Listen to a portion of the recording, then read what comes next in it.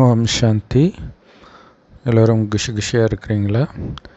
8/1/2024 இன்றைக்கி பாப்தாதா சொல்கிறாங்க, இனிமையான குழந்தைகளே, பாபாவுடைய நினைவிலிருந்து நிரந்தரமாக சந்தோஷமாக இருங்க. ஏன்னா யார் பாபாவுடைய நினைவிலே மூழ்கி இருக்கிறாங்களோ அவங்க தான் எப்போவுமே ரொம்ப ரொம்ப சந்தோஷமாகவும் ரொம்ப ரொம்ப இனிமையானவர்களாகவும் இருப்பாங்க. ஸோ சந்தோஷமாக இருந்து சேவை செய்வாங்க. ஸோ எல்லாத்துக்கும் அஸ்திவாரம் என்ன? பாபாவுடைய நினைவு. ஸோ பாபாவுடைய நினைவு இல்லைன்னா சுற்றி நடக்கிற விஷயத்தில் கவனம் போகும். அது உங்களுக்கு சமஸ்கார மோதலை கொடுத்து துக்கத்தை கொடுத்துடும். ஸோ அதனால தான் எல்லாத்துலேருந்து தப்பிக்கிறதுக்கான மகா மந்திரம் என்ன? ஒரு பாபாவுடைய நினைவிலே மூழ்கி போகிறது. கேள்வி: இந்த ஞானத்தின் போதையின் கூடவே ஒரு சோதனை அவசியம் நீங்கள் பண்ணணும். அது என்ன சோதனை அப்படின்னா, எந்த அளவுக்கு நீங்கள் ஆத்ம உணர்வுடையவராக இருக்கிறீங்க. ஏன் ஞானத்தின் போதை, ஞானத்தை கேட்கும்போது சந்தோஷமாக இருக்கும், அது எல்லாருக்குமே இருக்கும், ஃபஸ்ட் நாள்லேருந்தே இருக்கும். ஆனால் ஆத்ம உணர்வில் இருக்கிறீங்களா அதை செக் பண்ணணும். மற்றபடி ஞானம் ரொம்ப ஈஸி. மாயை எங்கே தடை ஏற்படுத்தும்? யோகத்தில் ஏற்படுத்தும், ஆத்ம உணர்வில் நிலைச்சிருக்கிறதுல ஏற்படுத்தும். அதனால் நீங்கள் குடும்பத்தில் இருந்துக்கிட்டு எல்லா விதமான ஈர்ப்பிலிருந்தும் விலகி இருக்கணும், விடுபட்டு இருக்கணும். ஸோ அது எப்படி சாத்தியம்? பாபா நினைவில் மூழ்கி இருப்பதன் மூலமாக, நான் ஆத்மான்ற நினைவில் இருக்கிறதுனால, ஆத்மாவை பற்றிய சிந்தனையில் மூழ்கி இருக்கிறதன் மூலமாக சுற்றி நடக்கிற விஷயத்துலேருந்து விலகி இருப்பீங்க. நான் ஆத்மா தானே, தற்காலிகமாக தானே இங்கே வந்திருக்கிறேன், மற்றவங்களாம் ஆத்மா தானே, அவங்கவுங்க நடிப்பை அவங்க நடிச்சிட்டு இருக்கிறாங்க, இவங்க போனாலும் வேறு யாரும் அங்கே வந்து நடிக்க தான் போகிறாங்க. ஸோ அப்போ யார் மீதும் ஒட்டாமல் இருப்பீங்க. ஸோ அதனால தான் ஆத்ம உணர்வில் இருக்கிறீங்களான்றது செக் பண்ணணும். ஆத்ம உணர்வில் இருந்தால் ஈர்ப்பு இருக்காது, ஈர்ப்பு இருந்தால் நீங்கள் தேக உணர்வில் இருக்கிறீங்கன்னு அர்த்தம். ஸோ அதனால் இந்த மாயைன்ற எலி உங்களை உள்ளுக்குள்ளே கடிச்சிட்டே இருக்கிறதுக்கு நீங்கள் அனுமதிக்கக்கூடாது. அந்த கடிக்கிறதே தெரியாமல் இருக்கக்கூடாது. ஏன்னா மாயைன்ற எலி ஊதி ஊதி கடிக்கும், கடிக்கிறதே தெரியாது. அந்த மாதிரி நீங்கள் விழிப்புணர்வே இல்லாமல் அலட்சியமாக மாட்டிக்கக்கூடாது. அதனால தான் பாபா சொல்கிறார், உங்களை நீங்கள் செக் பண்ணுங்கள். பாபா மேலே ஆழமான அன்பு இருக்குதா, அந்த அன்புக்கு இடையில் பங்கு போட யாரும் வரலதானா அப்படின்னு உங்கள் நாடியை நீங்களே செக் பண்ணிக்கிட்டே இருக்கணும். அதே மாதிரி எவ்வளோ நேரம் நான் பாபாவுடைய நினைவிலே மூழ்கி இருக்கிறேன் அப்படின்னு செக் பண்ணுங்க, சார்ட் வைங்க. அதுக்கு தான் பாபா சார்ட் வைக்க சொல்கிறார். பாடல் பாடல் ஏன் விட்டில் பூச்சி ஜோதியில் பலியாகவில்லை?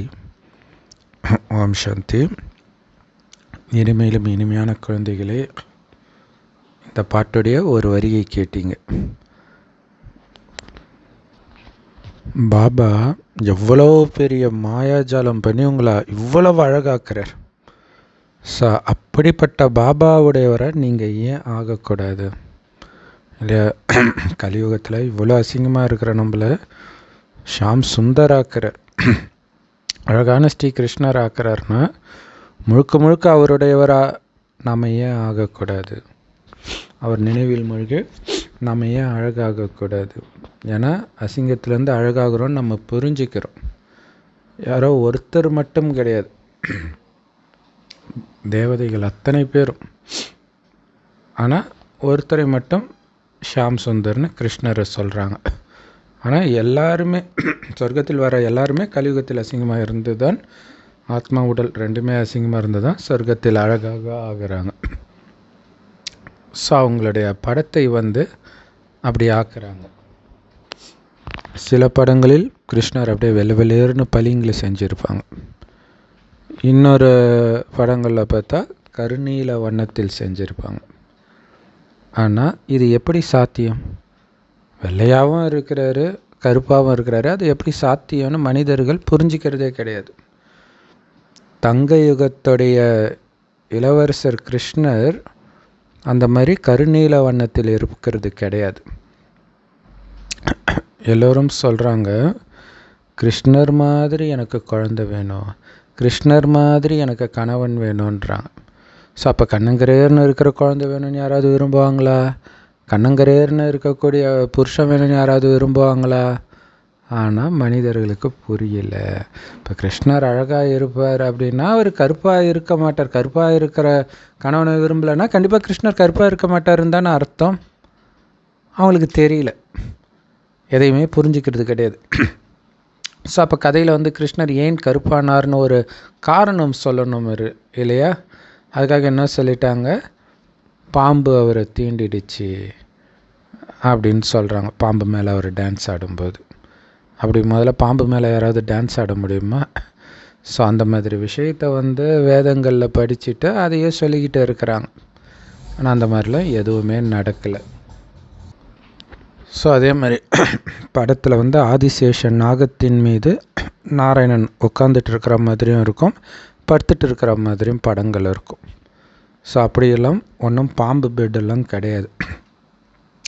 பாம்புக்கு 1000 வாயாக இருக்கும். ஸோ அப்படியெல்லாம் காட்டியிருப்பாங்க, அத்தனை தலை அத்தனை வாய் இருக்கிற மாதிரி. பாருங்க என்ன மாதிரி படத்தெல்லாம் உருவாக்கி வச்சுருக்கிறாங்க. ஸோ இதுதான் அங்கே டிராகனாக சைனாவிலெல்லாம் கொண்டாடுறாங்க விதவிதமாக.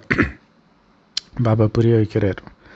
ஸோ அதில் எந்த விதமான உண்மையும் கிடையாது, எல்லாம் பக்தி மார்க்கத்தின் விஷயம் அந்த படங்கள் எல்லாம். இருந்தாலும் நாடகத்தில் இந்த பக்தி மார்க்கத்தில் இந்த மாதிரி படத்தை உருவாக்குறதும் பதிவாகி இருக்குது. ஸோ ஆரம்பத்தில் இருந்து என்னென்னலாம் இந்த நாடகத்தில் நடைபெற்று ஷூட்டிங் நடந்ததோ அது திரும்ப நடக்கும். ஸோ பாபா சொல்கிறார், பக்தி மார்க்கத்தில் என்னென்னலாம் மனிதர்கள் பண்ணாங்கன்றத பாபா சொல்கிறார். எவ்வளோ காசு செலவு பண்ணுறாங்க பக்தியில், விதவிதமான படங்களை உருவாக்குறாங்க. இதுக்கு முன்னாடியிலும் இந்த மாதிரி படங்களை நீங்கள் பார்க்கும்போது உங்களுக்கு ஆச்சரியமாக தெரியல, அப்படியே ஒரு பாவனையாக பார்த்தீங்க, நீங்களும் பக்தி செஞ்சீங்க. இப்போ பாபா இதெல்லாம் புரிய வைக்கும்போது தான் ஆமாம் இதெல்லாம் நம்புகிற மாதிரியாக இருக்குது, இதெல்லாம் பக்தி மார்க்கத்தின் விஷயம் அப்படின்னு நம்ம புத்தியில் பதியுது. பக்தி மார்க்கத்தில் எதெல்லாம் நடக்குதோ அது மீண்டும் நடக்கும் அடுத்த கல்பத்தில். ஆனால் உங்களை தவிர வேறு யாராலையுமே இதையெல்லாம் புரிஞ்சிக்கவே முடியாது. நாடகத்தில் ஏற்கனவே பதிவானது நிச்சயிக்கப்பட்டது தான் இப்போ நடக்குது. இது அடிக்கடி புராண கதைகளில் ராமாயணத்தில் மகாபாரதத்துலாம் இருக்கும். எது நிச்சயிக்கப்பட்டதோ அது நடந்தே தீரும் அப்படிங்கிற வார்த்தை வரும். ஸோ அப்படின்னா என்ன அர்த்தம், நாடகம் ஏற்கனவே நிச்சயிக்கப்பட்டதுன்னு அர்த்தம், ஏற்கனவே பதிவாகி இருக்குதுன்னு அர்த்தம். ஸோ கண்டிப்பாக எண்ணற்ற தர்மங்கள் அழிஞ்சு தான் ஆகணும். ஒரே ஒரு ஆதிசனாதன தேவி தேவதா தர்மம் ஸ்தாபனை ஆகி தான் தீரணும். இதில் தான் மிகப்பெரிய நன்மை இருக்குது. ஸோ இப்போ நீங்கள் பூஜை பக்தி எல்லாம் பண்ணுறது கிடையாது. ஆனால் கடவுள்கிட்டேருந்து ஏதாவது ஒரு பலனை எதிர்பார்த்து மனிதர்கள் அந்த மாதிரி பக்தி பண்ணுறாங்க. ஆனால் உண்மையிலே கடவுள் கொடுக்குற பலன் என்னது? ஜீவன் முக்தி, சொர்க்கம். ஸோ இதையெல்லாம் பாபா நமக்கு தான் புரிய வைக்கிறார். இங்கே மக்களாட்சி நடக்குது. கீதையில் என்ன சொல்லப்பட்டிருக்குது? ஏ பாரதவாசிகளே, கௌரவர்களே, பாண்டவர்களே என்ன பண்ணுறீங்க? உண்மையிலே யாதவர்கள் தான் உலகத்தை அழிக்கக்கூடிய ஏவுகணை எல்லாம் உருவாக்குறாங்க. ஸோ இன்றைக்கி யாரெல்லாம் ஏவுகணையெல்லாம் உருவாக்குறாங்களோ நம்ம புரிஞ்சுக்கலாம், அவங்க தான் யாதவர்கள் அப்படின்ட்டு. ஸோ அவங்க தங்களுடைய குலத்தை தாங்களே அழிச்சிக்கிறாங்க. ஏன்னா மகாபாரதத்தில் யாதவர்கள் தங்களுடைய இனத்தை தாங்களே சண்டை போட்டு அழிச்சுக்குவாங்க. அதை தான் சொல்கிறார். இன்றைக்கி பாருங்கள், எல்லாருமே ஒருவருக்கு ஒருவர் எதிரியாக இருக்கிறாங்க. நீங்கள் நியூஸ் எல்லாம் கேட்கறது இல்லை, அதனால் நான் சொல்கிறது உங்களுக்கு புரியாமல் இருக்கலாம். யார் ரெகுலராக நியூஸ் கேட்குறாங்களோ அவங்களுக்கு இப்போ பாபா சொல்கிறது ரொம்ப தெளிவாகவே புரியும். நாளுக்கு நாள் அவங்களுக்குள்ள அவ்வளோ பிரச்சனை இல்லையா? இஸ்ரேல் பாலஸ்தீன போர், உக்ரைன் ரஷ்யா போர், நார்த் கொரியா சவுத் கொரியாவையும் அமெரிக்காவையும் எதிர்க்குது. அமெரிக்காவை முற்றிலும் நாங்கள் அழிக்க போகிறோம், சவுத் கொரியா அழிக்க போகிறோன்ட்டு நார்த் கொரியா சொல்லுது. ஸோ நார்த் கொரியாவை முற்றிலும் அழிக்க போகிறேன்ட்டு அமெரிக்கா சொல்லுது. அது இல்லாமல் சைனா, அது எந்த நாடை எது கூட சேர்ந்து அழிக்கணும்னே தெரியாது. ஸோ அவ்வளோ பிரச்சனை நடந்துகிட்டு இருக்குது. ஸோ இதில் பார்த்திங்கன்னா சொன்னவங்க எல்லாருமே கிறிஸ்தவர்கள் வேறு. ஆனால் அந்த கிறிஸ்தவர்களுக்குள்ளேயே அவ்வளோ பிரச்சனை, முரண்பாடுகள். மனிதர்கள் வீட்டில் அமர்ந்தவாறே ஒருவரை ஒருவர் கொலை செஞ்சுட்டு இருக்கிறாங்க. இல்லை ஒரு பட்டன் அமுத்துனா ஏவுகணை போகுது. ஆனால் நாம் ராஜயோகத்தை படிக்கிறோம். அதே நேரத்தில் எதுக்காக ராஜயோகம் படிக்கிறோம்? சத்தியுகத்தில் போய் ராஜ்யம் செய்ய. ஆனால் இப்போ இருக்கிறது பழைய உலகம், கலியுகம். அப்போ இந்த பழைய உலகம் கண்டிப்பாக தூய்மை ஆனாதான சத்தியுக ராஜ்யம் வரும். ஸோ அதனால் நாடகத்தின்படி உலக அழிவும் நமக்கு நன்மையே கொடுக்குது. நமக்காக தான் அது தூய்மையாகுது. பிறகு புது உலகத்தில் எல்லாமே புதியதாக மாறிடும். ஸோ சொர்க்கத்தில் பஞ்ச தத்துவமும் சதோ பிரதானமாக இருக்கும். அங்கே இப்போ பார்த்திங்கன்னா நிலநடுக்கம் பயங்கரமாக வருது. ஜப்பானில் சுனாமி வந்தது. ஸோ இந்த மாதிரி கடலை கடந்து அலை வர்றது, பெரிய அலை வந்து ஊரெல்லாம் மூழ்கடிக்கிறது. ராமேஸ்வரத்தில் போச்சு அது. ஸோ ராமேஸ்வரத்தில் ஒரு இடம், அந்த பேரே இப்போ மறந்து போச்சு. ஸோ அந்த இடமே இல்லாமல் போயிடுச்சு. இந்த மாதிரியெல்லாம் சத்தியுகத்தில் கடல் தன்னுடைய எல்லையை தாண்டி வருவதற்கு சக்தி இருக்காது. எந்த விதமான டேமேஜும் அது ஏற்படுத்தாது. இப்போ பஞ்ச தத்துவம் எவ்வளவு டேமேஜ் ஏற்படுத்துது இல்லையா? புயல், வெள்ளம், நிலநடுக்கம், சூறாவளி, இது இல்லாமல் காட்டு தீ பரவுறது, இது இல்லாமல் காட்டு விலங்குகள் நாட்டுக்குள்ளே நுழைஞ்சு பிரச்சனை பண்ணுறது, எல்லாத்தையும் பார்த்துட்டு இருக்கிறோம். சொர்க்கத்தில் இந்த பஞ்ச தத்துவமும் உங்களுக்கு வேலைக்காரர்களாக மாறிடும். அங்கே துக்கத்தின் எந்த விஷயமும் இருக்காது. அங்கே பஞ்ச தத்துவம் உங்களுக்கு அடிமையாகும்னா என்ன அர்த்தம்? நீங்கள் சொல்கிறத கேட்கும். அதனால் அது உங்களுக்கு துக்கத்தை கொடுக்காது. இது ஏற்கனவே நிச்சயிக்கப்பட்ட நாடகத்தின் ஒரு விளையாட்டு தான். தங்க யுகத்தை சொர்க்கம் அப்படின்னு சொல்கிறோம். கிறிஸ்தவர்கள் கூட என்ன சொல்கிறாங்க? ஆரம்பத்தில் சொர்க்கம் இருந்தது, பாரதம் அழிவற்ற கண்டமாக இருந்தது. ஆனால் அவங்களுக்கு தெரியாத விஷயம் என்ன அப்படின்னா, அனைவரையும் இந்த நரகத்திலிருந்து விடுவிக்கக்கூடிய அந்த இறை தந்தை பாரதத்தில்தான் வந்திருக்கிறார் அப்படின்னு அவங்களுக்கு தெரியல. ஆனால் சிவனுடைய பிறந்த நாளை எல்லோரும் கொண்டாடுறாங்க, சிவராத்திரின்னு. ஆனால் அர்த்தம் புரியாமல் கொண்டாடுறாங்க. நாம் தான் புரிய வைக்கணும். பாரதத்தில்தான் சிவனுடைய பிறந்த நாள் கொண்டாடப்படுது. அப்போ கண்டிப்பாக பாரதத்தில் தானே சிவபாபா வந்து சொர்க்கத்தை ஸ்தாபனை பண்ணியிருக்கணும். ஸோ மீண்டும் அதே மாதிரி சிவபாபா பாரதத்தில் வந்து சொர்க்கத்தை ஸ்தாபனை பண்ணிட்டு இருக்கிறார் அப்படின்னு நீங்கள் புரிய வைங்க. ஆனால் என்ன தான் நீங்கள் புரிய வைத்தாலும் யார் சொர்க்கத்தில் பிரஜையாக போகிறாங்களோ அவங்களுடைய புத்தியில் இது உட்காராது. யார் ராஜ்யத்தை சார்ந்தவர்களாக ராஜாவாக ஆகிறாங்களோ அவங்க உடனே புரிஞ்சுக்குவாங்க, நாம் கண்டிப்பாக சிவபாபாவுடைய குழந்தைகள் தான் அப்படின்னு புரிஞ்சுக்குவாங்க. ஸோ பிரஜாபிதா பிரம்மாவும் இங்கே இருக்கிறார். பாபா தான் அனைவரையும் விடுவிப்பவர், ஞானத்தின் கடலாக இருக்கிறார். பிரம்மாவை வந்து விடுவிப்பவர்னோ ஞான கடல்னோ யாரும் சொல்ல முடியாது. ஏன்னா பிரம்மாவையே சிவபாபா தான் விடுவிக்கிறார். அந்த ஒரு தந்தை தான் அனைவரையும் இந்த கலியுக துக்கத்திலிருந்து விடுவிக்கிறார். ஏன்னா கலியுகத்தில் எல்லோருமே தம பிரதானமாக இருக்கிறாங்க. ஸோ அப்போ அவங்க எப்படி தம பிரதானமாக இருக்கிற ஒருத்தர் எப்படி இன்னொரு தம பிரதானமானவரை விடுவிக்க முடியும் தம பிரதானத்திலேருந்து? ஸோ அப்போ தம பிரதானமாக ஆகாத ஒரே ஒருவர் சிவத்தந்தை மட்டுமே. அவர் தான் வந்து அனைவரையும் விடுவிக்கிறார். ஸோ அதனால் இந்த மாதிரி ஞானக்கடலை உங்கள் மனதுக்குள்ளே கடைஞ்சிக்கிட்டே இருக்கணும். இதை பற்றி சிந்தனை செஞ்சுக்கிட்டே இருக்கணும். மனிதர்கள் டக்குன்னு புரிஞ்சுக்கிற மாதிரி இந்த ஞானத்தை அவ்வளோ ஈஸியாக ஒரு வசீகரமாக நாம் மற்றவர்களுக்கு கொடுக்கணும். ஸோ குழந்தைங்க ஞானத்தை புரிய வைக்கிறதுலையும் வரிசைக்கிரமமாக இருக்கிறாங்க.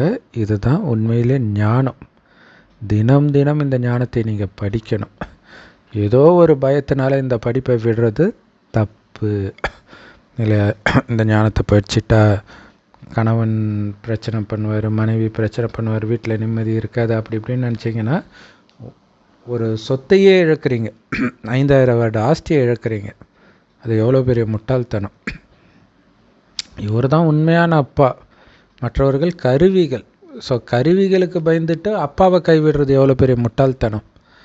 ஸோ அப்போ என்ன சொல்ல முடியும்? சரி, கர்ம பந்தனத்தில் சிக்கிட்டு இருக்கிறீங்க, அதிலேருந்து வெளியில் வர்றதுக்கு தைரியம் இல்லை அப்படின்னு தான் சொல்ல முடியும். ஆனால் பாருங்கள், எத்தனை பேர் கர்ம பந்தனத்தை உடச்சிட்டு இங்கே வந்தாங்க. ஆனால் அதுலேயும் சிலர் திரும்ப ஓடி போயிட்டாங்க. சிந்தில் நிறைய பெண் குழந்தைகள் வந்தாங்க. ஆனால் நிறைய குழப்பங்கள் வந்த உடனே அவர்களே எதிரியாகிட்டாங்க நம்ம இயக்கத்துக்கு. இல்லை, இந்த ஞானம் பிடிச்சி வந்தாங்க, ரொம்ப பிடிச்சது அவங்களுக்கு. ஆனால் வீட்டில் பிரச்சனை அது இதுன்னு வந்ததுக்கப்புறம் ஞானத்துக்கு எதிராகவே திரும்ப ஆரம்பிச்சிட்டாங்க. ஸோ இதெல்லாம் நியூஸ் பேப்பரில் வருது. எல்லாரும் ஒன்று சேரும்போது என்ன ஆகும்? எங்கே மெஜாரிட்டி இருக்கோ அந்த பக்கம் மக்கள் சாஞ்சிடுவாங்க. ஆனால் ஆரம்பத்தில் அவங்களுக்கு இந்த ஞானம் ரொம்ப பிடிச்சிருந்துச்சு. ஸோ உங்களுக்கெல்லாம் கடவுள்கிட்ட இருந்து ஒரு பெரிய கொடுப்பனை கிடச்சிருக்குது அப்படின்னு நினச்சாங்க. இப்போ கூட அவங்க என்ன நினைக்கிறாங்க? ஏதோ ஒரு சக்தி இங்கே இருக்குது பிரம்மகுமாரிகள் கிட்ட இருந்து நினைக்கிறாங்க. ஆனால் கடவுளே இங்கே அவதாரம் எடுத்து ஞானத்தை சொல்கிறாருன்னு மட்டும் அவங்க புரிஞ்சிக்கல. அப்படி புரிஞ்சிருந்தால் விட்டுட்டு போக முடியுமா? இல்லை, எல்லோரும் பிரம்மகுமாரிகள் நல்ல ஞானம் சொல்கிறாங்க, ஏதோ ஒரு சக்தி இருக்குதுன்றாங்க. அது கடவுள் பண்ணுறாருன்றதை அவங்க புத்தியில் பதிய மாட்டேங்குதுன்றது தான் ஆச்சரியமாக இருக்குது. இப்போல்லாம் நிறைய மனிதர்கள் இந்த மாந்திரிக சக்தி, ரித்தி சித்தி இதெல்லாம் வச்சுருக்கிறாங்க. ஸோ அதே மாதிரி நிறைய பேர் கீதையை கையில் எடுத்துகிட்டு அதை உபதேசம் பண்ணிகிட்டு இருக்கிறாங்க. பாபா சொல்கிறாரு, அந்த புஸ்தகங்கள் கீதை, ராமாயணம், மகாபாரதம், பைபிள், குரான் இது எல்லாமே பக்தி மார்க்கத்தை சார்ந்தது. அதை கடவுள் எடுக்க தேவையில்லை. ஏன்னா அவரே ஞானத்தின் கடலாக இருக்கிறார். என்னைத்தான் பக்தி மார்க்கத்தில் அனைத்து மதத்தினரும் நினைவு செஞ்சீங்க. நாடகத்தின்படி இப்படி பக்தி செய்கிறதும் நாடகத்தில் பதிவாகி இருக்குது. தீவிர பக்தி செய்தவர்களுக்கு காட்சியும் கிடைச்சது. ஸோ பக்தி மார்க்கத்தை சார்ந்தவர்களையும் பாபா குஷிப்படுத்தினார் காட்சி காட்டி.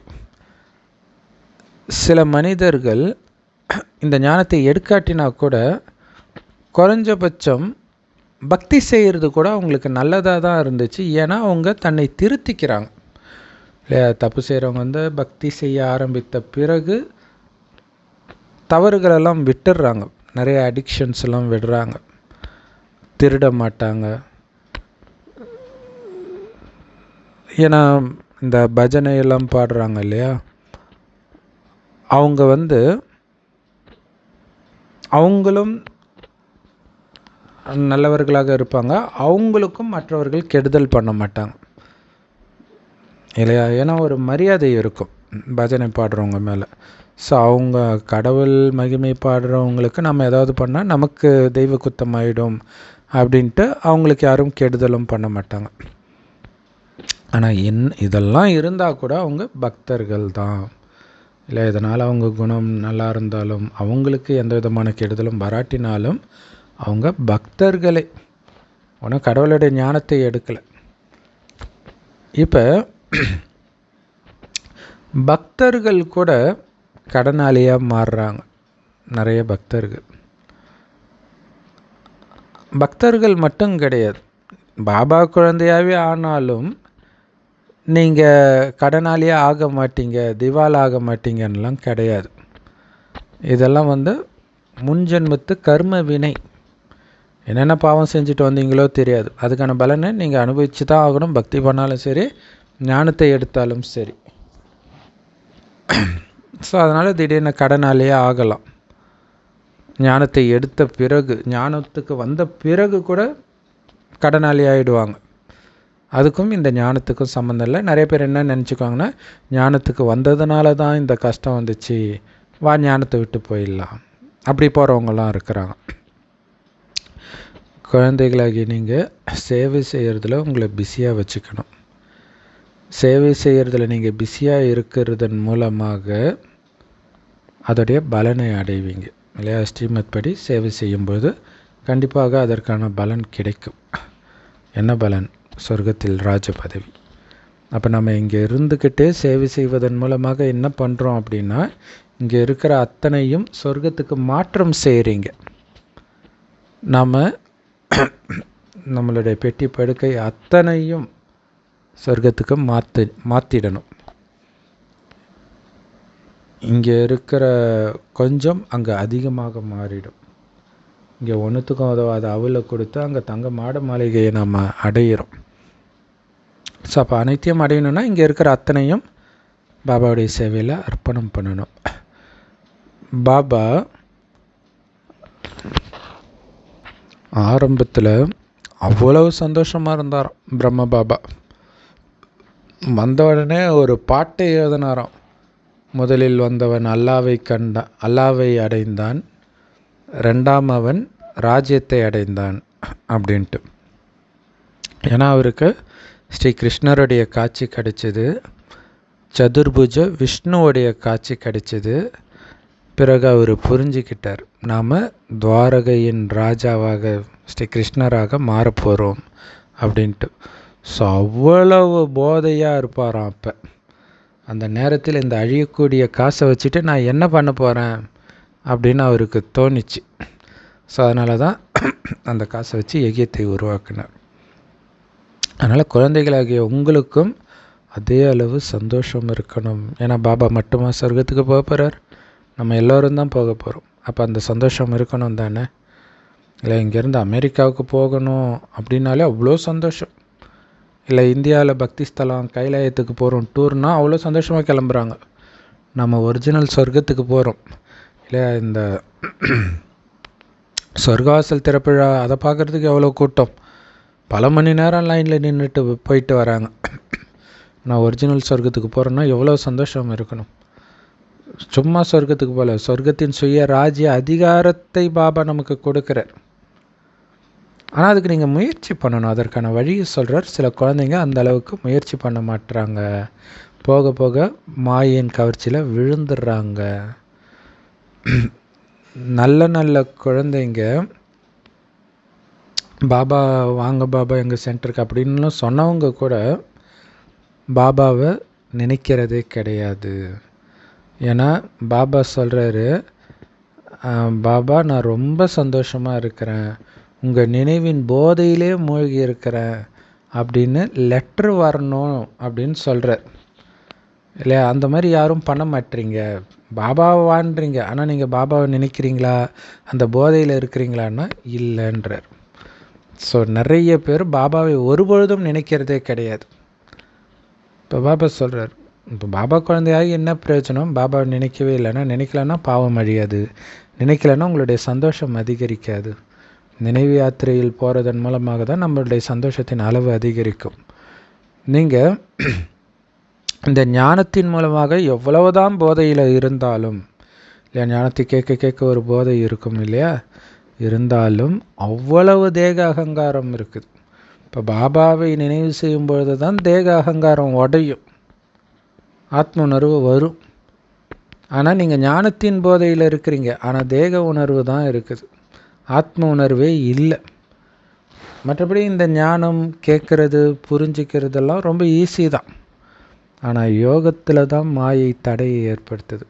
அந்த யோகத்தில் மூழ்கும்போது தான் உங்களுக்கு அந்த சந்தோஷமே வரும் நிரந்தரமாக. கடைசியில் உலக அழிவு கண்ணு முன்னாடி பார்க்கும்போதும் சந்தோஷம் குறையாமல் இருக்கிறதுக்கு காரணம் என்ன?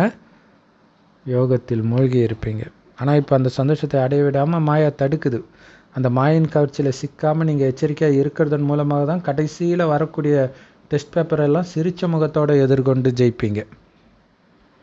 குடும்பத்தில் இருந்துக்கிட்டே எல்லா விதமான ஈர்ப்பிலிருந்தும் விலகி இருக்கணும்.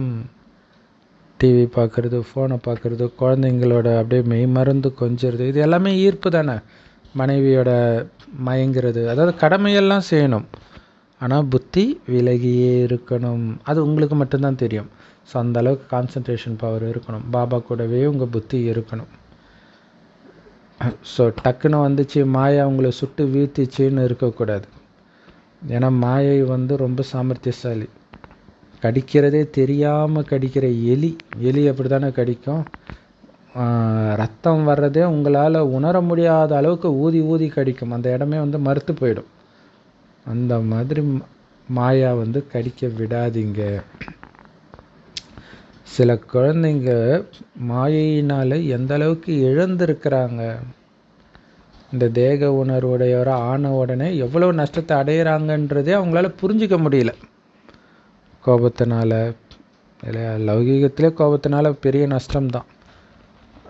அலௌகீகத்தில் கேட்கவே தேவையில்லை இல்லையா? கோச்சிக்கிட்டு சென்டருக்கு வர மாட்டாங்க, முரளி படிக்க மாட்டாங்க. இப்போ எவ்வளோ பெரிய நஷ்டம். அப்போ உங்களால் உயர்ந்த பதவியை அடைய முடியாமல் போயிடும். பாபா கிட்டேருந்து முழு ஆஸ்தியை அடையணும் அப்படின்னு பாபா சொல்கிறார். நீங்களும் மம்மா பாபா உட்கார்ந்த அதே சிம்மாசனத்தில் உட்காரணும். அதுதான் முழு ஆஸ்தியை அடையிறது. அந்தளவுக்கு முயற்சி பண்ணணும். ஸோ நம்முடைய இதயத்தை கொள்ளை கொண்டவர் ஒரு சிவபாபா தான். தில்வாலா கோயிலில் இதோடைய முழுமையான நினைவார்த்தம் இருக்குது. மகாரதிகள் யானை மேலே உட்காந்துட்ருக்குறாங்க. உங்களில் கூட சிலர் யானை மேலே சவாரி செய்பவர்களாகவும், சிலர் குதிரை மேலே சவாரி செய்பவர்களாகவும், சிலர் காலாட்படைகளாகவும் இருக்கிறீங்க. ஸோ உங்களுடைய நாடியை நீங்களே செக் பண்ணுங்க. பாபா எதுக்கு செக் பண்ணணும் இல்லையா? உங்களை பற்றி உங்களுக்கே அக்கறை இல்லைன்னா பாபாவுக்கு என்ன அக்கறை? அப்போ நாம் மகாரதியாக இருக்கிறோமா, குதிரைப்படையாக இருக்கிறோமா, காலாட்படையாக இருக்கிறோமான்னு நீங்கள் தானே செக் பண்ணணும். எந்த அளவுக்கு பாபா நினைவில் இருக்கிறீங்க, எந்த அளவுக்கு ஞானத்தை சிந்தனை பண்ணுறீங்க, எந்த அளவுக்கு ஞானத்தை மற்றவர்களுக்கு கொடுக்குறீங்கன்னு நீங்கள் தான் உங்களை செக் பண்ணணும். ஸோ நீங்கள் பாபாவை நினைவு செய்கிறீங்களா? பிரம்ம பாபா மாதிரி சேவை செய்கிறீங்களா? பாபாவோடு யோகத்தில் இருக்கிறீங்களா? இரவு கண் விழித்து பாபாவை நினைவு செய்கிறீங்களா? நிறைய பேருக்கு சேவை செய்கிறீங்களா அப்படின்னு செக் பண்ணுங்க. அதே மாதிரி பாபாவை எந்த அளவுக்கு நான் ஆழமாக நினைவு செய்கிறேன் அப்படின்னு சார்ட்டு வைங்க இல்லையா? பாபா அடிக்கடி சொல்கிறது சார்ட்டு வைங்க. வச்சாதான் நம்ம உண்மையிலே எந்த அளவுக்கு நினைவு செய்கிறோம் அப்படின்னு தெரியும். எவ்வளோ நேரத்தை வீணாக்குறோன்னு தெரியும். எல்லாத்துக்கும் மேலே நீங்கள் சார்ட்டு எழுதணும்னு வைக்கும் பொழுதே கவனம் இருக்கிற நேரமெல்லாம் டக்கு டக்குன்னு பாபா கிட்ட புத்தி போகும். ஸோ அப்படி ஒரு சார்ட்டு வைக்காதனால நீங்கள் அதை பற்றி கவனம் இல்லாமல் இருந்துடுவீங்க. ஸோ அதனால தான் பாபா சொல்கிறார், பாபா சொல்கிறத செய்கிறதுல தான் உங்களுக்கு நன்மை இருக்குது. சிலர் என்ன நினச்சிக்கிறாங்க, நான் நிரந்தரமாக பாபா நினச்சிட்டு தானே இருக்கிறேன் அப்படின்னு சொல்கிறாங்க. பாபா சொல்கிறார், அப்படி சாத்தியமே கிடையாதுன்றார். சிலர் என்ன நினைக்கிறாங்க, அதான் நான் பாபா குழந்தை ஆயிட்டேனே அப்புறம் என்ன அப்படின்னு நினைக்கிறாங்க. ஸோ அது மட்டும் பத்தாது. உங்களை ஆத்மான்னு உணர்ந்து அப்பாவை நினைவு பண்ணணும். ரொம்ப சூப்பரான பாயிண்ட் இன்றைக்கி முரளியில் என்ன சொல்கிறேன்னா, நீங்கள் பாபா நினைவு இல்லாமல் எந்த காரியம் செய்தாலும் புரிஞ்சுக்கோங்க நீங்கள் பாபாவை நினைக்கிறது இல்லைன்ட்டு. ஏன்னா நீங்கள் பாபாவை நினச்சிங்கன்னா எந்த காரியம் செஞ்சாலும் பாபாவுடைய நினைவு இருக்கும் தானே. அப்போ நீங்கள் பாபாவை நினைக்கிறது இல்லை, அதனால தான் காரியம் செய்யும்போது பாபாவுடைய நினைவு இருக்கிறதில்ல அப்படின்னு சொல்கிறார். ஸோ பாபாவுடைய நினைவில் நீங்கள் நிரந்தரமாக சந்தோஷமாக இருக்கணும். அந்த பாபா நினைவில் இருந்து சேவை செய்கிறவங்க சென்டர்லலாம் நம்ம பார்க்கலாம். அப்படியே எந்த நேரமும் சிரிச்சுக்கிட்டே இருப்பாங்க இல்லையா? அது ஒரு சந்தோஷம் இருந்துக்கிட்டே இருக்கும். பாபாவுக்காக நான் பண்ணுறேன், பாபாவுக்காக நான் பண்ணுறேன் அப்படிங்கிறது. ஸோ இது ரெண்டு வித்தியாசம் இருக்குது. பாபா நினைவில் இருக்கிறனால வர சந்தோஷமாக, அல்லது பாபா குழந்தைங்களோட அப்படியே ஜாலியாக பேசிக்கிட்டு இருக்கிறனால வர சந்தோஷமாக, ரெண்டும் டிஃப்ரென்ஸும் இருக்குது. அதையும் பார்க்கணும். யார் நினைவில் மூழ்கி இருக்கிறாங்களோ அவங்க எப்போவுமே ரமணிகரமாக, அவங்கள பார்த்தாலே நமக்கே சந்தோஷமாகும். அந்த மாதிரி முகம் ஒரு சிரித்த முகத்தோடு இருக்கும். அவங்க ரொம்ப சந்தோஷத்தோட, ஒரு வசீகரத்தோடு மற்றவர்களுக்கு ஞானத்தை புரிய வைப்பாங்க. ஏன்னா அந்த அந்த பாபா நினைவில் இருக்கிறது பார்க்குறவங்களுக்கு வித்தியாசமாக தெரியும். ஸோ அந்த மாதிரி சேவை செய்கிறதுல ரொம்ப கம்மியானவங்க தான் அந்த அளவுக்கு ஆர்வம் கொண்டவர்களாக இருக்கிறாங்க. இந்த படங்களை வச்சு புரிய வைக்கிறது ரொம்ப ரொம்ப ஈஸி. உயர்ந்ததிலும் உயர்ந்தவர் இந்த சிவத்தந்தை தான் கடவுள். பிறகு அவருடைய படைப்புகளாகிய ஆத்மாக்கள் நாம். ஸோ நாம் ஒருவருக்கொருவர் சகோதரர்கள். இது சகோதரத்துவமே தவிர மனிதர்கள் சொல்கிற மாதிரி தந்தைத்துவம் கிடையாது. எல்லோரும் கடவுள்னால் எல்லோரும் தந்தைன்னு ஆகிடும் இல்லையா? ஸோ அப்படி கிடையாது அப்படிங்கிறத நீங்கள் புரிய வைக்கணும். ஸோ முதல்ல சிவபாபாவோடைய படத்தை வச்சு நம்ம புரிய வைக்கணும். பாருங்கள், இவர் நிராகாரர், உடல் கிடையாது. இவர் தான் அனைத்து ஆத்மாக்களுக்கும் தந்தை. இவர் விலகி இருக்கிறார் எல்லாத்துலேருந்தும். அதனால தான் அவரை பரமாத்மா, பரமபிதா அப்படின்னு சொல்கிறோம். உண்மையிலே ஆத்மாக்களாகிய நாமளும் நிராகாரர் தான் இல்லையா? இந்த உடலுக்குள்ளே இருக்கிறோம், அவ்வளோதான்.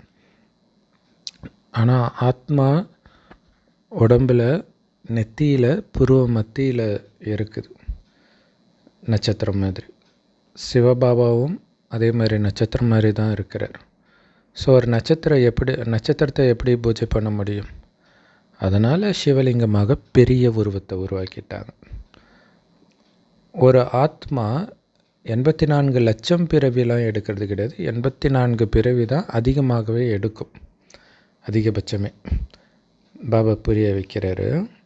முதல்ல ஆத்மா இந்த பூமிக்கு உடல் இல்லாமல் தான் மேலேருந்து வருது. கீழே வந்த பிறகு தான் உடலை எடுத்துக்கிட்டு அதோடைய பாகத்தை நடிக்குது. சதோ பிரதானமாக தான் ஆத்மா ஆரம்பத்தில் இருக்கும் பூமிக்கு வரும்பொழுது. பிறகு அது மறுஜென்மம் எடுத்து 84வது பிறவி இறுதியில் கலியுகத்தில் வந்து இருக்குது. எல்லா சக்தியும் இழந்து தமோ பிரதானமாக ஆகியிருக்குது. ஆனால் எல்லா ஆத்மாவும் 84 பிறவி எடுக்குமானா எடுக்காது. ஆரம்பத்தில் வந்திருந்தால் 84 பிறவி, மற்றது கம்மியாகும். அதனால் எல்லோரும் 84 பிறவி எடுத்துட முடியாது. ஒரு ஆத்மா ஒரு உடல்லிருந்து அதோடைய நடிப்பை முடித்த பிறகு அந்த உடலை விட்டுட்டு இன்னொரு உடலை எடுக்கும். ஸோ அதனால் ஆத்மா ஒவ்வொரு உடலை எடுக்கும்போதும் அதோடைய பேர் மாறும், அந்த உடல் ரூபம் மாறும், நேரம் மாறும், இடம் மாறும் இல்லையா? இப்போ தமிழ்நாட்டில் இருக்கிறது நாளைக்கு அமெரிக்காவில் இருக்கும், ஆஃப்ரிக்காவில் இருக்கும், எங்கே வேணாலும் பிறக்கும், வெவ்வேறு உடலில் மாறிக்கிட்டே இருக்கும். ஸோ இந்த மாதிரி நீங்கள் அழகாக சொற்பொழிவு ஆற்றணும்.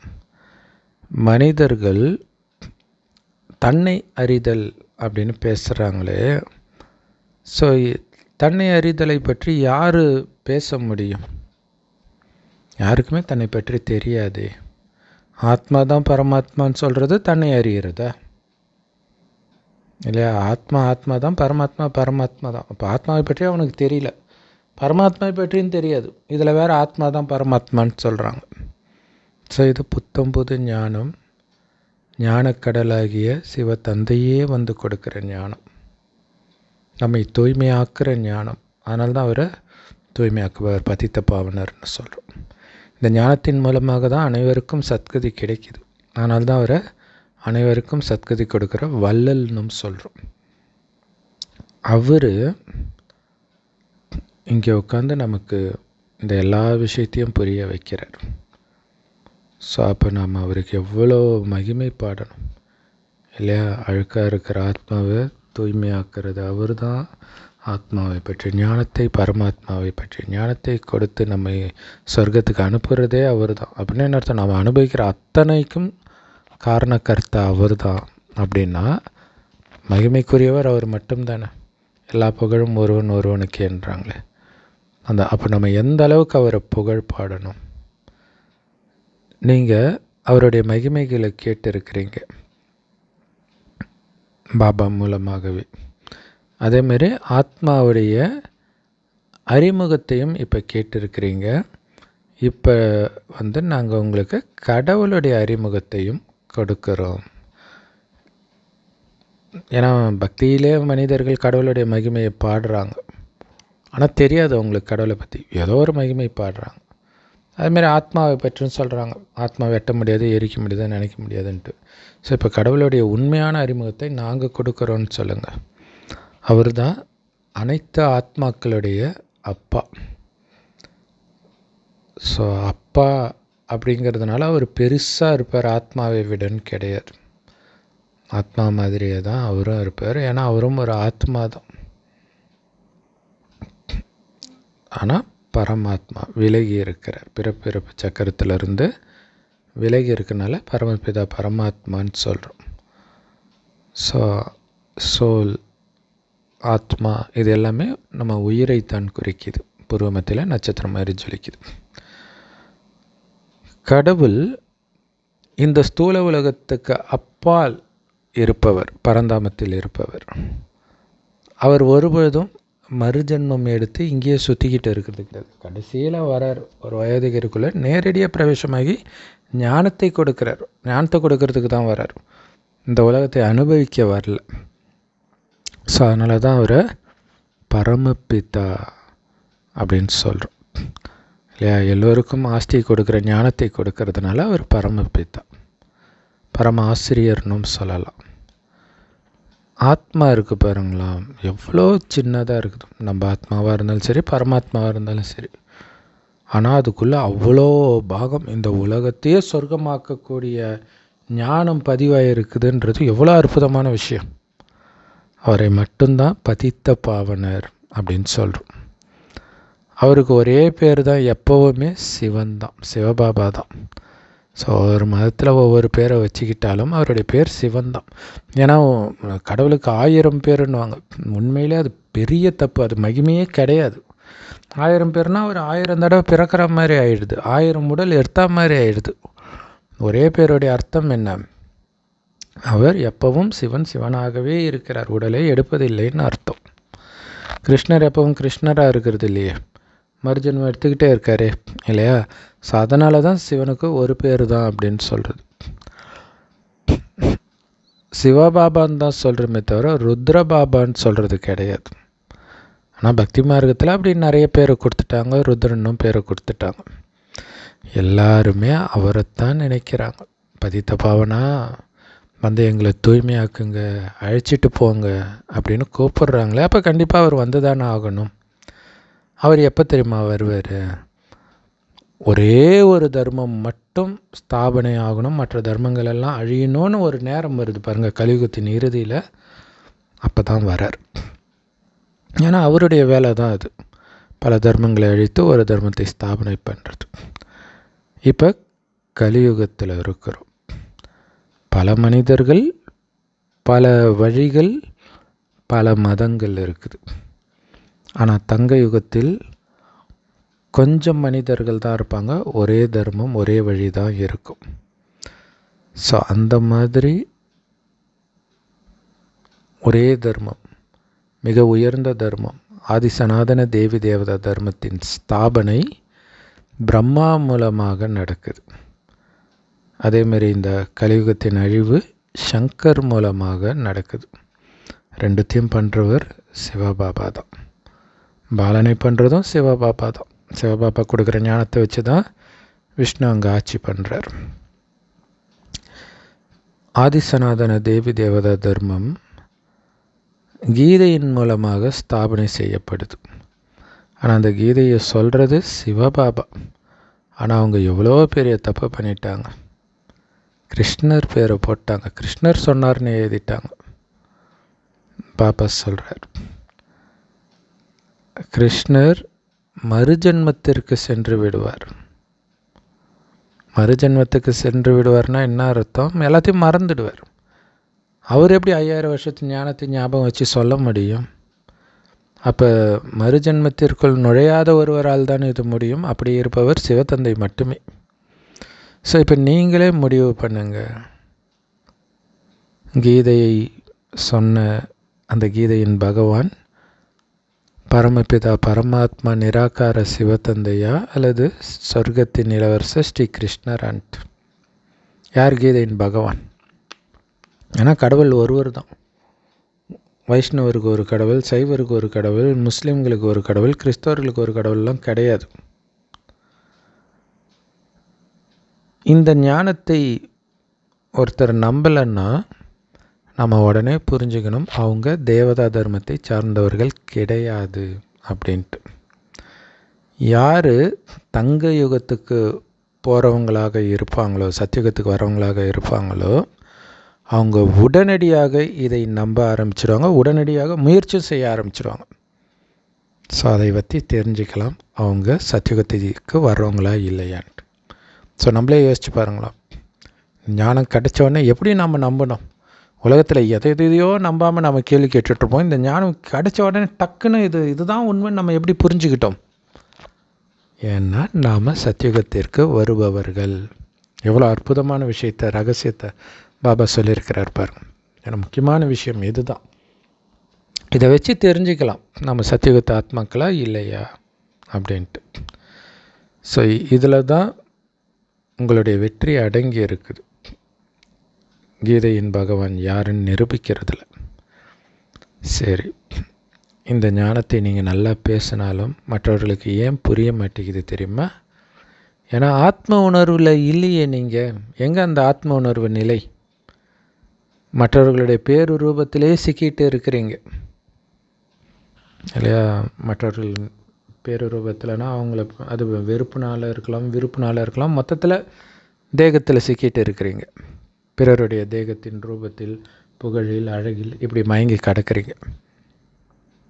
பக்தி மார்க்கத்தில் நீங்கள் என்ன தெரியுமா பாடினீங்க? நாங்கள்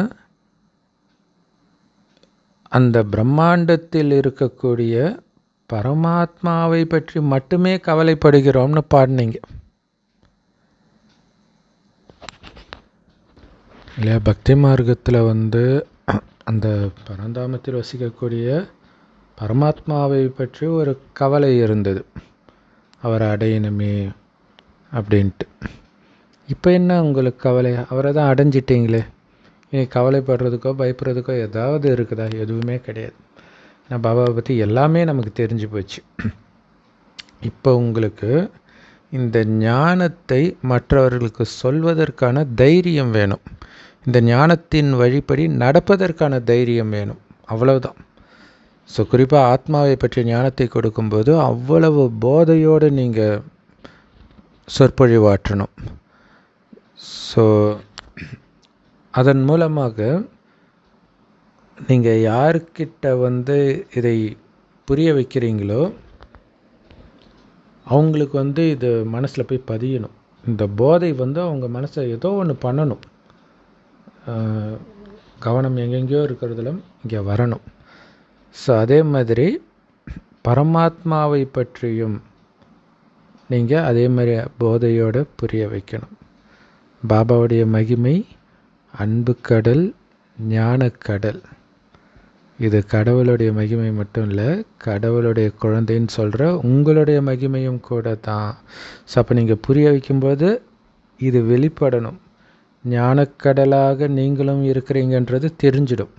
ஆனால் அன்பு கடலாகவும் இருக்கிறீங்களா அதையும் பார்ப்பாங்க இல்லையா? அந்த வார்த்தையில் அன்பு இருக்கணும்.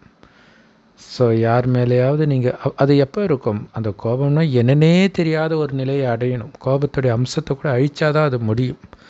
அதான் பாபா சொல்கிறார், யார் மேலே எதுக்காக கோபப்பட்டாலும் சட்டத்தை உங்கள் கையில் எடுத்துக்கிறீங்கன்னு அர்த்தம். ஏன்னா கோபப்படக்கூடாதுன்றது தான் சட்டம். நீங்கள் புதுசாக ஒரு சட்டத்தை உருவாக்குறீங்களா, இதுக்காக கோபப்படலாம் அதுக்காக கோபப்படலான்ட்டு. பாபா ரொம்ப ரொம்ப இனிமையானவர். ஸோ அப்போ குழந்தைங்களும் அப்படித்தானே இருக்கணும். பாபா ஒரு விஷயத்தை சொல்கிறார், அன்பாக இருங்கன்னு சொல்கிறாரு, இனிமையாக இருங்கன்னு சொல்கிறாரு. அதை நீங்கள் மறுக்கிறீங்கன்னு அர்த்தம் இல்லையா? இனிமையாக இல்லை, அன்பாக இல்லைன்னா அப்போ என்ன தெரியுமா அர்த்தம்? நீங்கள் கிருஷ்ணராக ஆக முடியாதுன்னு அர்த்தம். கிருஷ்ணர் ஆகிறதுக்கு தானே வந்திருக்கிறோம். ஸோ அப்போ பாபா என்ன சொல்கிறாரோ அதை அப்படியே செய்யணும். மிக மிக இனிமையானவராக நீங்கள் ஆகணும். இல்லை நிறைய ஸ்வீட் பாக்ஸில் பஸ்ஸிலலாம் அந்த கிருஷ்ணருடைய படம் இருக்கும்பாங்க. அதை பார்க்கும்போதே எந்த மதத்தை சார்ந்தவர்களாக இருந்தாலும் மனசு அப்படியே லேசாகும் இல்லையா? ஏன்னா அந்த இனிமைத்தன்மை தெரியும். அந்த மாதிரி நம்மளும் மாறணும். நல்லது. அப்போ சொல்கிறாரு, நம்மளுடைய இந்த பழைய உலகத்தின் பெட்டி படுக்கையெல்லாம் சொர்க்கத்துக்கு மாற்றணும். அப்படி மாத்திரன்ற போதையில் மூழ்கி இருக்கணும். சதா சந்தோஷமாக இருக்கணும் ஆத்ம உணர்வில். அம்மா பாபா உட்கார்ந்த அதே அரியணையில் நாம் உட்காரணும். அதற்கு நாம் தகுதியாக இருக்கிறோமா அப்படின்னு செக் பண்ணிக்கிட்டு இருக்கணும். அந்த அளவுக்கு அப்படியே உள்ளபூர்வமாக பாபாவுடைய நினைவில் அன்பில் மூழ்கி இருக்கிறோமா செக் பண்ணுங்க. ஸோ எதோ காரணத்துக்காக இவரை பிடிக்கல, அவரை பிடிக்கல, இவரை கண்டா பயமாக இருக்குது, குடும்பத்தில் இதை சொல்லுவாங்களேன்னு பயமாக இருக்குது, இப்படியெல்லாம் சொல்லி விலை மதிப்பற்ற இந்த படிப்பை படிக்கிறத ஒரு காலமும் நிறுத்தாதீங்க. ஸோ பாபாவுடைய நினைவிலிருந்து கர்ம பந்தனத்தை எல்லாம் லேசாக்குங்க, முடிச்சிடுங்க. ஸோ எந்த காரணத்தை கொண்டும் கோபப்பட்டு இனிமையாயிருன்னு சொன்ன அந்த சட்டத்தை உங்கள் கையில் எடுத்துக்கிட்டு கோபப்படாதீங்க. பாபா சொல்கிற எந்த ஒரு விஷயமும், அது சுய புருஷார்த்தத்துக்காக இருக்கட்டும், சேவைக்காக இருக்கட்டும், அதுக்கு மறுப்பு சொல்லக்கூடாது. அப்போ தான் நம்ம ஸ்ரீ கிருஷ்ணர் ஆக முடியும். ஸோ இங்கே முதல் பாடம் என்ன? ஹாஞ்சி. அதுதான் முக்கியம். நீங்கள் இப்போ பாபா சொல்கிறதுக்கெலாம் ஹாஞ்சி ஹாஞ்சி சொல்லி அதை செயல்படுத்துறத வச்சு தான் சொர்க்கத்தில் நீங்கள் சொல்கிறத எல்லோரும் கேட்பாங்க. இப்போ நீங்கள் கேட்கலன்னா அங்கே போய் மற்றவர்களுக்கு நீங்கள் ஹாஞ்சி போட வேண்டியதாக போயிடும். அதாவது வேலைக்காரன் ஆக வேண்டியதாக போயிடும். வரதானம். பிரம்மா பாபா மாதிரி எது செய்தாலும் அதில் ராயல் தன்மையும் இருக்கணும், எளிமைத்தன்மையும் இருக்கணும், ரெண்டுத்துக்கும் சமநிலை இருக்கணும். ஸோ இது நம்ம ஞானத்தில் நிறைய விஷயத்தில் இது வரும். தைரியமாகவும் இருக்கணும், அதே நேரத்தில் பணிவாகவும் இருக்கணும்னு வரும். ஸோ அதே மாதிரி தான் ராயலாகவும் இருக்கணும், எளிமையாகவும் இருக்கணும். பிரம்மா பாபா எப்போவுமே சாதாரணமாக தான் இருந்தார். ஆனால் அதுக்குன்னு ரொம்ப கீழான நிலை, ரொம்ப அப்படியே பஞ்ச பரதேசி மாதிரியும் கிடையாது, அதே நேரத்தில் ரொம்ப அப்படியே பணக்கார மாதிரியும் காட்டிக்கிறது கிடையாது. ஆரம்பத்தில் இப்போ வரைக்கும் பிராமணர்களுக்காக கொடுக்கப்பட்ட விதிமுறையே என்னது? நீங்கள் ரொம்ப சாதாரணமாகவும் இருக்கக்கூடாது, ரொம்ப ராயலாகவும் இருக்கக்கூடாது, மத்தியமாக இருக்கணும், ரெண்டுத்துக்கும் நடுவில் இருக்கணும், இடைப்பட்டதாக. அந்த ராயல்ன்றது உங்கள் நடத்தையில் தான் இருக்கணும், தோற்றத்தில் இருக்கக்கூடாது. இல்லை அப்படியே ராயலாக ரொம்ப விலை உயர்ந்த ட்ரெஸ்ஸு அதில் இருக்கக்கூடாது. இப்போ உங்களுக்கு நிறைய சாதனங்கள் கிடைச்சிருக்குது, சென்டரில் நிறைய சாதனங்கள் கொடுக்கறதுக்கு ஆட்களும் தயாராக இருக்கிறாங்க. ஆனால் அதே நேரத்தில் நீங்கள் சேவை செய்யும்போது அது மத்தியமாக இருக்கணும். நீங்கள் ரொம்ப ஒரு பணக்கார இயக்கத்தை சார்ந்தவர்கள் மாதிரி காட்டிக்கக்கூடாது. ஆனால் இங்கேயே அவங்க ராஜபோக வாழ்க்கை வாழறாங்கப்பா அப்படின்னு சொல்லிடக்கூடாது. நீங்கள் எந்த அளவுக்கு சிம்பிளாக இருக்கிறீங்களோ அதே அளவுக்கு ராயலாகவும் இருக்கணும், ரெண்டுத்துக்கும் சமநிலை இருக்கணும். இதில் பார்த்தீங்கன்னா மற்ற யோகங்கள் இருக்க, ஈஷா யோகா, ரவிசங்கர், அவங்களாம் பெரிய கோடீஸ்வரர்கள் இல்லையா? ஆனாலும் அந்த இதெல்லாம் பார்த்திங்கன்னா அப்படியே பெரிய ராயலாக இருக்காது. ஸோ அவங்களே அதை மெயின்டைன் பண்ணுறாங்க. ஸோ அப்போ உண்மையிலே நாம் பெரிய கோடீஸ்வரர்கள்லாம் கிடையாது இல்லையா? ஸோ அதனால் அதே நேரத்தில் பிச்சைக்காரத்தனமாகவும் காட்டிக்கக்கூடாது, ரெண்டுத்துக்கும் சமநிலை இருக்கணும்னு தனிப்பட்ட ஒவ்வொருத்தருக்கும் சொல்கிறார். சென்டர் எதுக்கு வேணாலும் வச்சுக்கலாம். ஸ்லோகன்: பிறரை பார்ப்பதற்கு பதிலாக உங்களை பாருங்கள். எப்போவுமே உங்களுக்கு ஒரு விஷயம் ஞாபகம் இருக்கணும், நான் என்ன பண்ணுறேன், இதை பார்த்து மற்றவர்கள் அதையே பண்ணுவாங்க. ஸோ அதனால் அவன் ஏன் இப்படி பண்ணுறான்னு அவனை பார்க்குறதுக்கு பதிலாக நான் என்ன பண்ணுறேன், இல்லை மற்றவர்கள் என்ன பண்ணணும்னு நினைக்கிறேனோ அதை நீங்கள் பண்ணுங்கள், அதை பார்த்து மற்றவர்கள் பண்ணுவாங்க அப்படிங்கிறது சதா மனதில் இருக்கணும் அப்படின்னு பாபா சொல்கிறார் ஸ்லோகனில். ஸோ இன்றைய அவ்யக்த பயிற்சி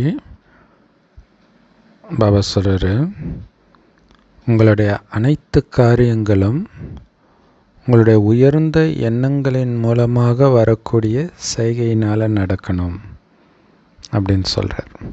ஸ்தூல உலகத்தில் நம்ம பேச தான் செய்வோம், இது பேரே டாக்கி வேர்ல்டு இல்லையா?